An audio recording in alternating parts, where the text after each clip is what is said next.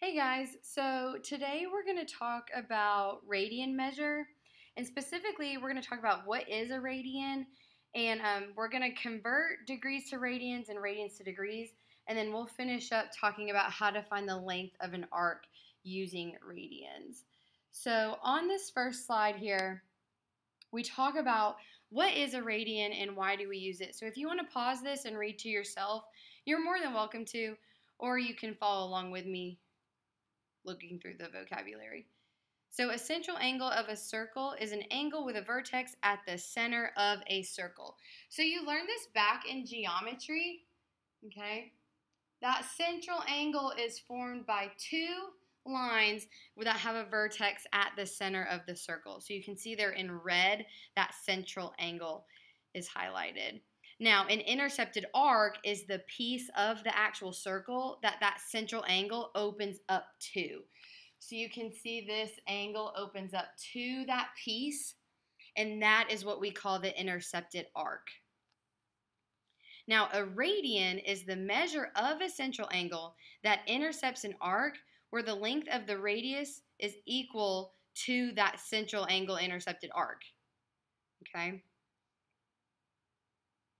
So as you can see here, that line segment R is the same length as that intercepted arc.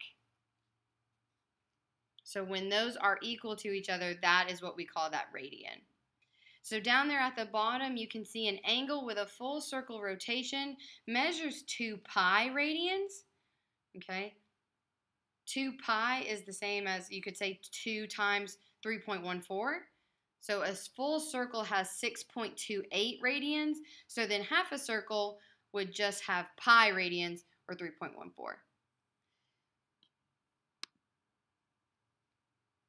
So it's really important that we know what a radian is because we're going to be converting degrees to radians and radians to degrees throughout this section. So at the top, if you're curious as to why a radian works and the conversions work, you can read that there at the top. But the key concept here is knowing how to convert between radians and degrees. So down here at the bottom, you have two formulas that you need to make a note of.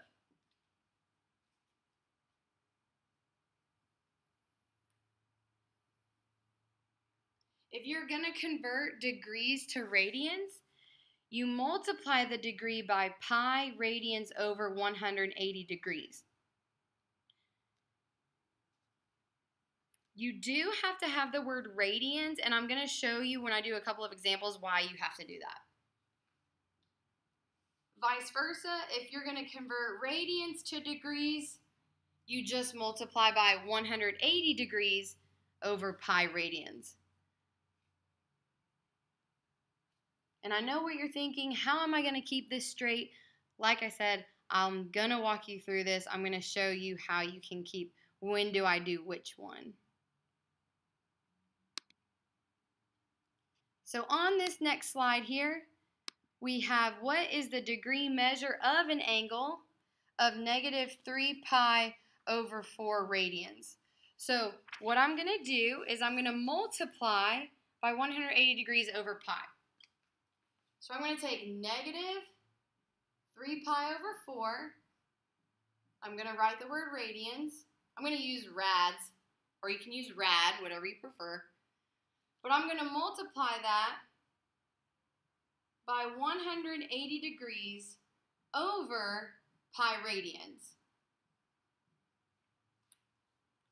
Now again, I just said you need to have that word, and if you've taken chemistry and have done conversions, you're going to see why we need to do this. Because those radians are going to cancel each other out. Those units, I got one on top with one on bottom, they cancel. Radian, radian, cancels. The pi on top cancels out with the pi on the bottom. So here, I'm left with negative 3 times 180 degrees over 4. And that simplifies to my final answer of negative 135 degrees. So, this is what I was talking about just a second ago. How do you know when to use what? Does 180 go on top or does 180 go on the bottom? If you're wanting the degree, whatever you're wanting, that goes on top. And you can also see here, you want your radians to cancel out, so that's how you know you have to have that on the bottom. So 2 ways to remember that. Whatever you're going to, that's what you want on top. And then you can also think about your units, how they need to cancel out. So let's look at B here. What is the radian measure of an angle of 27 degrees? So we have 27 degrees, and I'm going to multiply that by pi radian over 180 degrees. So from here, we notice that the degrees can cancel each other out. So you're left with 27 pi over 180 radians. And that can reduce. Let's go ahead and reduce it. If you need a calculator, you can grab one.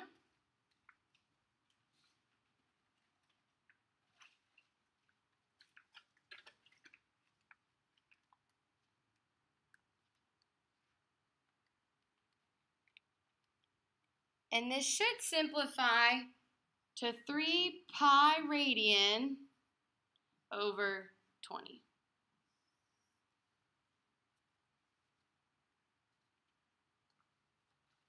Okay. It all comes down to making sure that you have the right units, you're using the right conversion. So on this next slide, if you will, go ahead and try some of these on your own. Pause the video. Take your time. If you're done, when you finish, you can compare the people around you and work these out, or you can work these out together if you would like, whatever you prefer to do. I'm going to go ahead and work these out so that way you can see. Pi over 2 radians times 180 degrees over pi radians. We need these to cancel.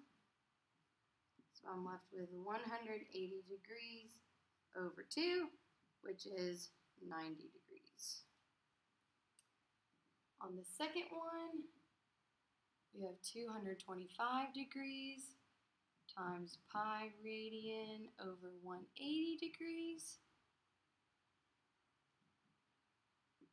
My degrees cancel, and I'm left with, this simplifies to 5 pi over 4. So do your 225 over 180, and you should get it simplified to 5 pi over 4. On this next one, where you have 2 radians, be extra careful here. 2 radians times 180 degree over pi radians. Okay? Be careful here. The reason I say that is because you don't have any pi's that cancel out. You're left with 360 degrees divided by pi. And when we write our degree symbol here, guys, you don't ever want pi in your degree. You want like an actual number. So type that in your calculator, 360 divided by pi. You should get 114.59 degrees. Again, you never want to leave a pi in a degree. It's okay to leave it with the radian, but don't leave it when you're dealing with degrees. So on the last one here, we need to multiply by pi radians over 180 degrees. The degrees cancel, so you're left with 150 pi radians over 180. That reduces to 5 pi over 6 radians.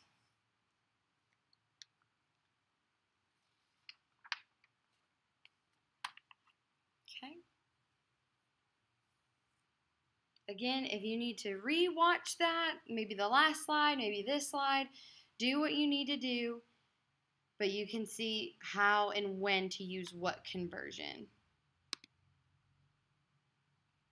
So now that you know how to convert degrees to radians, what you need to do is get out your unit circle that we created the other day on Wednesday. You can work with the people around you.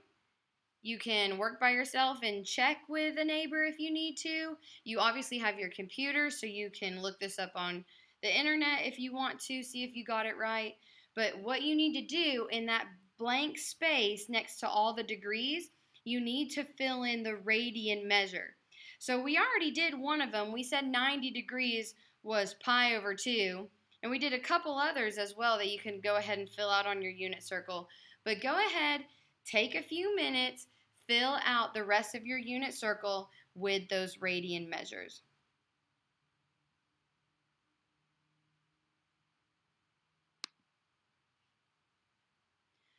All right, so once you have all of your radian measures on your unit circle, we're going to go ahead and talk about the last objective for today. How do you find the arc length? There is a specific formula in order for you to find the arc length, but there is one minor stipulation that you need to be aware of. Right here, the formula to find the arc length is S equals R times theta. So R stands for your radius. Your theta is your degree in radians. Okay. That theta is your central angle, but it better be in radians. Okay? It has to be in radians. And again, if you're curious as to why this formula works, you can see down there at the bottom. So on problem number 3, we're going to use the circle that they give us at the right. And they ask us, what is the length S to the nearest tenth? So obviously with that nearest tenth, I'm gonna have to use my calculator on this one. So here I'm gonna write my formula. S equals R times theta.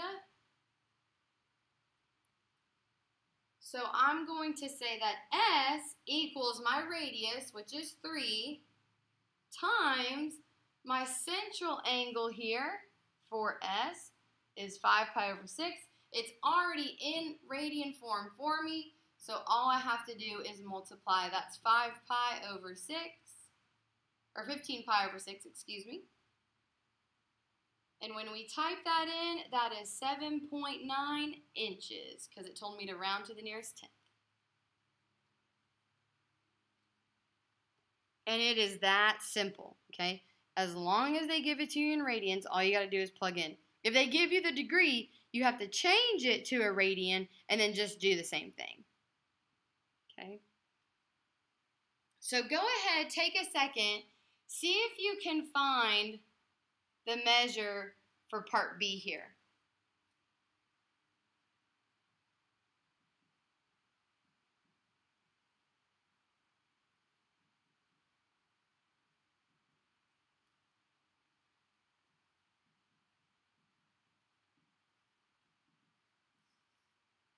When you're using that formula, all you have to do is the same thing and say that you get 6.3 inches.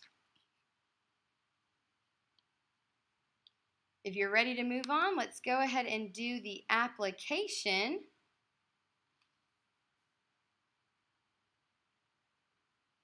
It says in problem 4, a weather satellite in a circular orbit around Earth completes one orbit every 2 hours.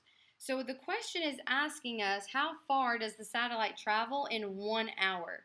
So there are some things that they tell us we need to know here, and you need to make sure you observe them in the picture as well. To complete an orbit, it takes 2 hours. The radius of the Earth is 6,400 kilometers, but then the height of the height of the orbit is 2,600 kilometers. So you can see that over here in the diagram as well. Okay, they drew that out for us so we could see that. So now we need to figure out what's the angle, okay, what's the central angle of this. And then we also need to figure out what is our radius. So here it tells us in step 1 that we need to find the angle. Well, this kind of goes back to task over time. How long does it take for the orbit to complete? Like, how long does it take for the satellite to orbit? It says it takes it every 2 hours. So a full rotation would be 2 pi. But it completes one orbit every 2 hours, and that rotation is a full 2 pi. So it completes in 1 hour, right? It would take just pi. So the central angle here would be pi. Okay. So now that I've figured out my central angle, I can go ahead and find the length of the arc. So we're going to have to do S equals R times theta. But the radius isn't just the 6,400. It's the 6,400 plus the distance from the Earth to the satellite. So here, we're going to have to say S equals 9,000 times pi. And that approximately gives us 28,274.33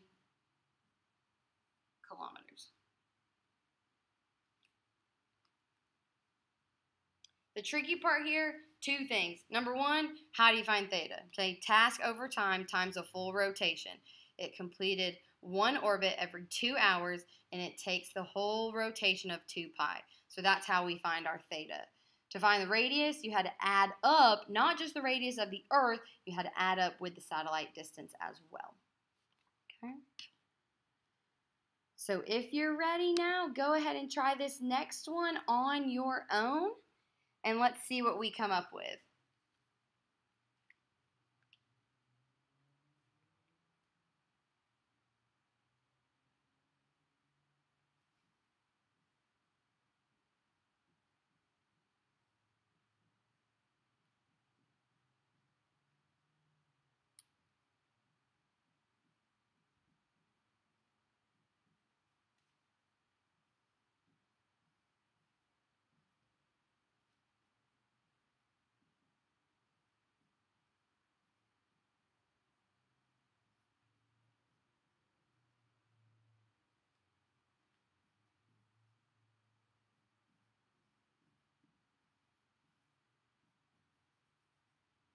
All right.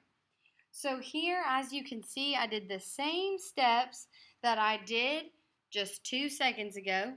I have theta equals 1/4 times 2 pi because it completes one orbit every 4 hours.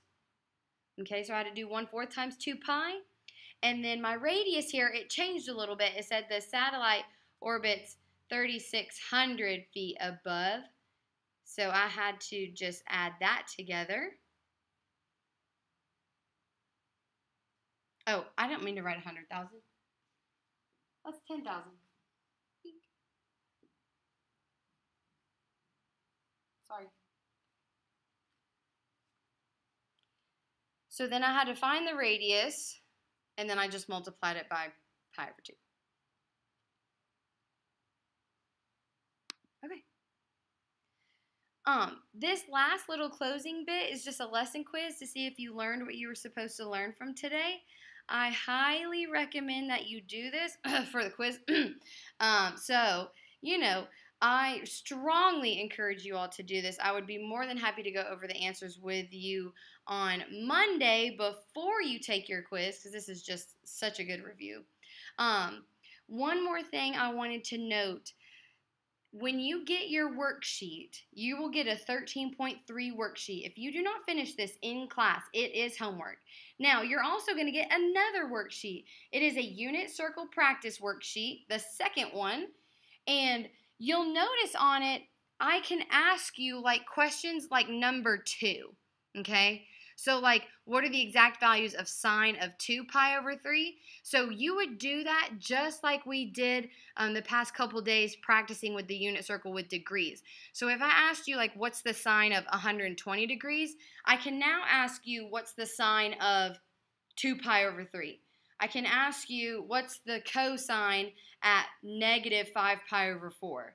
So we will be sure to reiterate that on Monday as well, but you should be able to identify the positives and the negatives radians just like you would do a positive or a negative degree.